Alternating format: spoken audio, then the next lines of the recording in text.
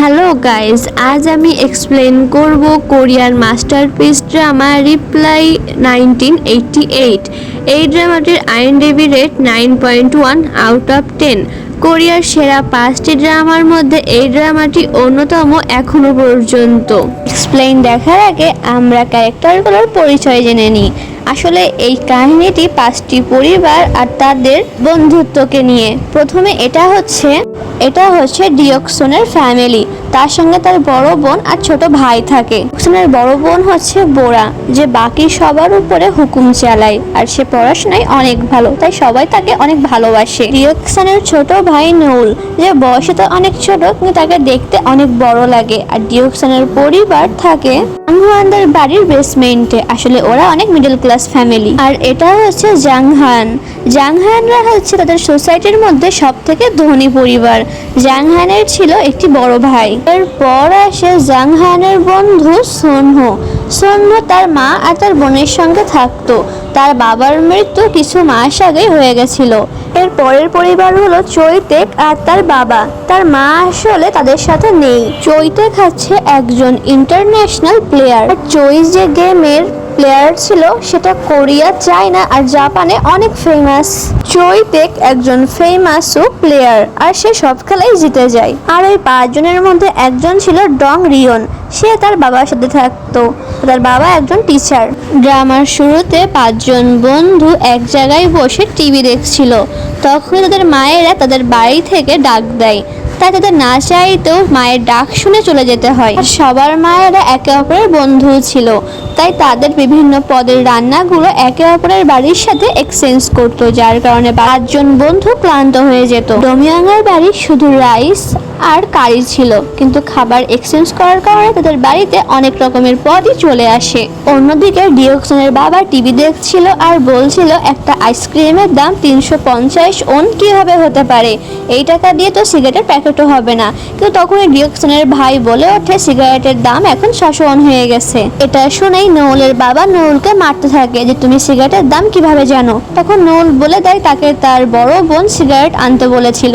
এটা শুনে বোরা তাকে মারতে লাগে তার এই কথাটি ঢাকার জন্য। নউলকে খালি মার খেতে হয়। কিছুক্ষণ পর আমরা জানতে পারি বোরা আর ডিয়কসনের জন্মদিন একই দিনে পড়ে। আর এই বছর ডিয়কসন আলাদা করে যার জন্মদিন পালন করতে চায়। এর জন্য সে বোরার সঙ্গে অসভ্যতামি করলে বোরা তাকে অনেক মারে। অন্যদিকে জাংহানের ঘরে সবাই তার বাবার জন্য চুপচাপ অপেক্ষা করছিল। দেখে মনে হচ্ছিল তারা তার বাবাকে অনেক ভয় পায়। তার বাবা হয়তো স্ট্রিক্ট, কিন্তু যখন সে আসে সে নাচে আর গান গাইতে থাকে। আর তার এই স্বভাবটি তার পরিবারের কাছে ভালো লাগে না। ডিয়কসন তার ঘরে অলিম্পিক সেরিমনি স্টার্ট করার জন্য মার্চিং প্র্যাকটিস করছিল। আসলে সে কোরিয়াকে সেই জায়গায় প্রেজেন্ট করবে। অন্যদিকে সুনহো তার মায়ের কাছে টিচারের গিফট দেওয়ার জন্য কিছু টাকা চাই। আর জাংহান তার মায়ের কাছে টিচারকে গিফট দেওয়ার জন্য 30,000 ওন চাই। আর জাংহানের মা তাকে কোনো প্রশ্ন ছাড়াই টাকাটি দিয়ে দেয়। আবার ডিয়কসন তাদের পরিবারের সঙ্গে ব্রেকফাস্ট করার সময় সে তার ডিমটি স্যাক্রিফাইস করে, কারণ ফ্রিজে শুধুমাত্র 2টি ডিমই ছিল। আর এই 2টি ডিম নউল আর বোরাকে দেওয়া হয়। আর ডিয়কসনের মা অনেক খুশি ছিল, কারণ তাদের মেয়ে অলিম্পিক সেরিমনিতে অংশগ্রহণ করবে। আর তখনই বোরা খেয়াল করে ডিয়কসন তার মেকআপ মেখেছে। তাই বোরা ডিয়কসনকে ওয়ার্নিং দেয় যেন সে এমন কাজ আর দ্বিতীয়বার না করে। ডিয়কসন তার বড় বোনের কথা শোনে না, তাই সে তার বড় বোনের সকল মেকআপ মেখে ফেলে আর সব প্রমাণও সরিয়ে ফেলে। ওইদিকে আমরা স্কুলে সকলকে একসাথে দেখি, শুধুমাত্র তেক ছাড়া, কারণ তেক বিভিন্ন জায়গায় খেলতে যায়, তাই তার আর স্কুলে আসা হয় না। সোনহো ক্লাসের প্রেসিডেন্ট থাকায় সে জানতে পারে তারা যে সকল টাকা জমিয়েছিল টিচারকে গিফট দেওয়ার জন্য সব টাকা ছিনতাই হয়ে গিয়েছে। তখন সোনহো চিন্তায় পড়ে যায় আর জাংহানকে জিজ্ঞাসা করে সে তার মায়ের কাছ থেকে কত টাকা নিয়েছে। তো জাংহান সে টাকা দেবে না বলে সরাসরি জানিয়ে দেয়। ক্লাসের সিনিয়র আসে আর জাংহানকে তাদের সাথে ফুটবল খেলতে বলে, কিন্তু জাংহান চাচ্ছিল তার বন্ধুরা তার সঙ্গে যাক, কারণ সে একা গেলে সিনিয়ররা তাকে অনেক বুলি করবে, কিন্তু সুনহু আর ডোমিয়ং ডেস্কের পরে ঘন নাটক করে, কারণ তারা যেতে চায় না। তখন জাং হায়ান তাদের বদমাইশি বুঝতে পেরে তার কাছে সকল টাকা তাদেরকে দিয়ে দেয় আর তারা দুজন তার সাথে খেলতে যেতে রাজি হয়। তারপর আমরা দেখতে পাই সকল মহিলারা মিলে গল্প করছিল আর ডিয়কসন মায়ের পার্সোনাল বিষয় নিয়ে কথা বলছিল আর সবাই মিলে হাসাহাসি করছিল। আর ডিয়কসনের মায়ের বিষয়ে কথা বলতে বলে তখন ডিয়কসনের বাবা চলে আসে আর সেই সব মহিলা ডিয়কসনের বাবার সাথেও ইয়ার্কি মারছিল, এটা বলে যে আজ বাসায় কেউ নেই, আপনাদের তো অনেক মজা হবে। কিন্তু ডিয়কসনের বাবা এটি একদমই পছন্দ করে না। কিছুক্ষণ পর জাং হানের বাবা ওখানে আসে আর জাং হানের মার সাথে ইয়ার্কি মারতে থাকে, কিন্তু জাং হানের মা এসব বিষয়ে খুবই বিরক্ত হচ্ছিল। আমরা স্কুলের সিন দেখি যেখানে ডমিয়ং আর জাং হান একটু আপসেট ছিল, কারণ তাদের সাথে হ্যাং আউট করতে সুনহু যাচ্ছে না, কারণ সুনহু তার বোনকে প্রমিস করেছিল স্কুলের পর সে তাদের সাথে খেলবে। জাং হান আর ডমিয়ং যখন একা একা যাচ্ছিল তখন কিছু বদমাইশ ছেলে তাদের কাছ থেকে সকল টাকা পয়সা নিয়ে নেয়, এমনকি জাং হানের ব্র্যান্ডের জুতাটিও তারা নিয়ে নেয়। তারপর বরাবরের মতোই ঘরের বাইরে সকল মহিলারা গল্প করছিল। তখন সুনহু তাদের কাছে গিয়ে বলে যে রেজাল্ট দিয়ে দিয়েছে। তখন সুনহুর মা তাকে বলে তার মুখে কিসে আঘাত লেগেছে, কিন্তু সুনহু কথাটি ঘুরিয়ে নেয় আর ওখান থেকে উঠে চলে যায়। কিন্তু সুনহুর মা এই ব্যাপারটি নিয়ে অনেক আপসেট হয়ে যায় যে সুনহু তার কাছ থেকে কথা লুকালো। অন্যদিকে ডিয়কসন ধরে ফেলে যে তার বাবা তাকে বাদ দিয়ে তার ভাইকে আইসক্রিম খাওয়াচ্ছিল, এজন্য সে তার বাবার কাছ থেকে আইসক্রিম খায়। রাতের বেলা ডিয়কসন তার রুমের সামনে ট্র্যাডিশনাল ড্রেস পরে মার্চ প্র্যাকটিস করছিল। সে তার মেল বন্ধুদের কাছে জিজ্ঞাসা করে তাকে কেমন লাগছে, কিন্তু সবাই তার মজা নেয়। জাং হানের মা খেয়াল করে যে জাং হান তাদের পরিবারের সাথে একটু দূরে দূরে থাকে, এমনকি তার মায়ের সঙ্গে কোনো কথাই শেয়ার করে না। হানের মা এই ব্যাপারটি নিয়ে অনেক কষ্ট পায়। সকল মহিলারা একসঙ্গে গল্প করার দরুন জাং হানের মা জানতে পারে যে জাং হানের জুতাটি হারিয়ে গিয়েছে। এটা শুনে জাং হানের মায়ের মন আরো বেশি খারাপ হয়ে যায়, কারণ জাং হান তার মার সঙ্গে একথাটি বলেনি। মন খারাপ করে বসে থাকে আর অন্যদিকে জাং হানের বাবা ডিয়কসনকে একটি চিকেন দেয় আর বলে সেজন্য এটি একা খায়, কিন্তু ডিয়কসন চিকেনটি বাড়ি নিয়ে আসে পরিবারের সবার সাথে ভাগ করে খায়। ডিয়কসন জানতে পারে কিছু পলিটিক্স কারণে সে অলিম্পিকে অংশগ্রহণ করে তার পারফরমেন্স করতে পারবে না, আর এটা শুনে ডিয়কসনের মনটা অনেক খারাপ হয়ে যায়, কারণ ও এই পারফরমেন্স নিয়ে অনেক এক্সাইটেড ছিল। আবার অন্যদিকে সুনহুর মা সুনহুর ব্যাগ থেকে সিগারেটের প্যাকেট খুঁজে পায়। এটি সুনহুকে জিজ্ঞাসা করা হলে সুনহু বলে সে এই ব্যাপারে কোনো কিছু জানে না, কিন্তু সুনহুর মা একথা কিছুতেই বিশ্বাস করছিল না। তখন সে কান্না করতে করে জিজ্ঞাসা করে তার মুখে কিসের দাগ, কিভাবে আঘাত লেগেছে। তখন সুনহু বলে শেভ করার সময় তার মুখ কেটে গিয়েছে।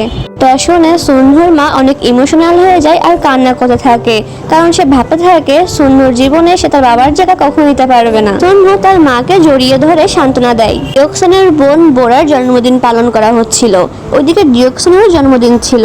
সব সময়ের মতো ডিয়কসনের মা বাবা একটি মাত্রই কেক আনে, আর এই ব্যাপারটি ডিয়কসনের একদমই পছন্দ হয়নি, তাই সে পরিবারের সঙ্গে অনেক ঝগড়া করতে থাকে। চিল্লায় আর কান্না করতে করতে বলে সব সময় আমাকেই স্যাক্রিফাইস করতে হয়, সেটা ডিম, মুরগি অথবা এই কেকের ক্ষেত্রেই হোক, কিন্তু আমার সাথে সবসময় কেন। এটা বলতে সে কান্না করতে করতে বাইরে চলে যায়। এটা ঠিক, ডিয়কসনের পরিবার তার ছোট ভাই আর তার বড় বোনকে সবসময় বেশি ভালোবাসতো আর ডিয়কসনকে অবহেলা করতো, আর এজন্য সে কান্না করতে থাকে। ডিয়কসন উগান্ডার হয়ে মার্চ করছিল আর সেটি টিভিতে দেখানো হয়, আর এজন্য ডিয়কসনের মা বাবা অনেক খুশি হয়ে যায়। জংহানের মা জংহানের সাথে কথা বলার চেষ্টা করে, কিন্তু জংহান শুধু কয়েকটি শব্দেই উত্তর দিচ্ছিল। জংহানের মা জংহানের রুমে গিয়ে তার কাছে রেজাল্টের কথা জিজ্ঞাসা করলে জংহান বলে সে ফার্স্ট র্যাঙ্কের মধ্যেই আছে। তখন জংহানের মা তাকে বলে সে তাকে রেজাল্টের কথা কেন বলেনি। তখন জংহান বলে নাম্বার তার জন্য কোনো ম্যাটার করে না। তখন জংহানের মা ইমোশনাল হয়ে বলে তোমার ব্যাপারে আমার সবকিছু জানতে ইচ্ছা করে। পাড়ার অন্য মহিলাদের দেখে অনেক জেলাস হয়, কারণ অন্য মহিলাদের ছেলেমেয়েরা তাদের মার কাছে সবকিছু শেয়ার করে। জংহান তখন কমফোর্টেবল ভাবে তার মাকে বলে তার জুতা হারিয়ে গেছে, তার নতুন জুতা চাই। তখন তার মা খুশি হয় আর তাকে জড়িয়ে ধরে। ওইদিকে সুনহু ভাবছিল যে সিগারেটের প্যাকেটটি তার রুমে কিভাবে আসলো। তখন আমাদেরকে দেখানো হয় জিনজু খেলার সময় জংহান মায়ের জামাটি পরে নেয় আর জামার পকেটের ভিতরে সিগারেট ছিল। তখন সিগারেটের প্যাকেটটি জামার ভিতর থেকে পড়ে যায়। আসলে সিগারেটের প্যাকেটটি হচ্ছে জংহান মায়ের। তা ভুল করে সন্নুর ঘরে চলে এসেছিল। ওইদিকে ডিওক্সনের বাবা ডিওক্সনকে বোঝাচ্ছিল যে মা বাবারা সকল ছেলে মেয়েকে সমানভাবে ভালোবাসে, আর ডিওক্সনও এটা বুঝতে পারে আর নিজের ভুল স্বীকার করে বলে কিন্তু সে তার আলাদা জন্মদিন পালন করতে চায়। রাত্রের বেলা ঘুমানোর পর ঘরের মধ্যে কার্বন মনোক্সাইড লিক হলে ডিওক্সনের বাবা সবাইকে বাইরে নিয়ে আসে, অর্থাৎ বোরা আর নোলকে বাইরে নিয়ে আসে ডিওক্সনকে বাদেই। ডিওক্সনের মা বাবা বুঝতে পারে যে তারা ডিওক্সনকে বাদেই বাইরে চলে এসেছে। তারা একে অপরের দিকে তাকায় আর অনেক অবাক হয়ে যায়।